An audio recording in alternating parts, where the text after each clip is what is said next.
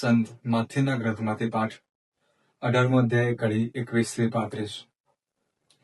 પછી પિતરે આવીને પૂછ્યું, પ્રભુ, મારો ભાઈ મારો અપરાધ કરે તો મારે કેટલી વાર ક્ષમા કરવી?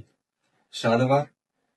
ઈસુએ તેને કહ્યું, મારો જવાબ એ છે કે 7 વાર નહીં, પણ 70 વખત 7 વાર. ઈશ્વરના રાજ્યને તો પેલી રાજાની વાત સાથે સરખાવી શકાય. તેણે પોતાના નોકરો સાથે હિસાબ ચોખ્ખા કરવાનું નક્કી કર્યું. તેણે હિસાબ કરવાની શરૂઆત કરી ત્યાં જ તેની આગળ એક એવા માણસને રજૂ કરવામાં આવ્યો જેને લાખોનું દેવું હતું. દેવું વાળવાનું તેનું ગજું ન હતું, એટલે રાજાએ તેને એક તેના બૈરી છોકરાને તથા તેની બધી મતાને વેચીને દેવું વસૂલ કરવાનો હુકમ કર્યો.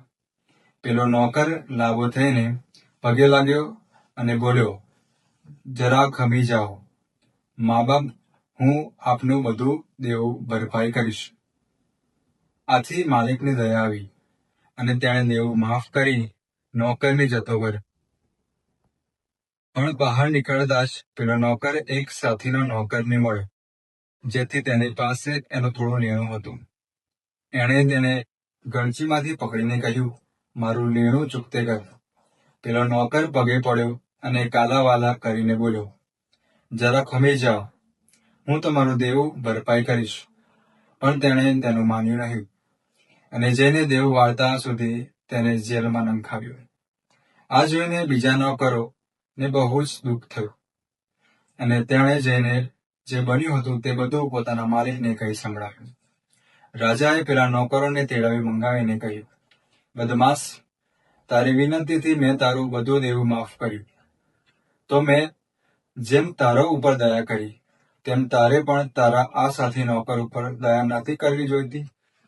અને માલિકે ગુસ્સે થઈને દેવું પૂરેપૂરું વાળતા સુધી તેને રીબાવવાનો હુકમ કર્યો. જો તમે પણ પરસ્પર પૂરા દિલથી માફ નહીં કરો તો તમારા પરપિતા પણ તમારી સાથે આ પ્રમાણે જ વર્તશે. આ પ્રભુની વાણી છે. જય ઈસુ. વાલા ધર્મજનો, તપૃતુ એ પસ્તાવો, હૃદય પલટો અને માફીનું સભાનતા આપતી ઋતુ છે. આજના સંદેશમાં માલિક એને આપણે ઈશ્વર લેખે ગણીએ અને નોકર એટલે આપણી લેખે ગણીએ.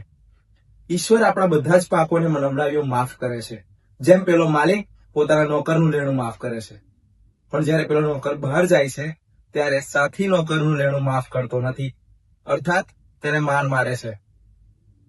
મારા વાલા ધર્મજનો, આપણે કેટલી વખત આપણા ભાઈ ભાંડુઓને માફ કરતા નથી, આપણા સાથી મિત્રોને માફ કરતા નથી, જે આપણને દગો કરે છે, કદાચ આપણને દુઃખ પહોંચાડે છે અને માફ કરી શકતા નથી.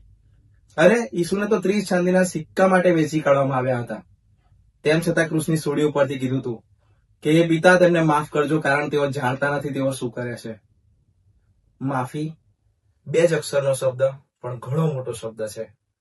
જેમ એ માલિક પોતાના નોકરનું લેણું માફ કરે છે, એ જ રીતે આજે આપણને ઈશ્વર આપણા સાથી મિત્રોને માફ કરવાનું શીખવે છે. આ તપ ઋતુ આપણને સંબંધો સાધવા માટેની ઋતુ ગણાય છે. ચાલો આપણે ઈશ્વર પાસેથી માફ કરતા અને માફી મેળવતા શીખીએ. ઈસુની જય.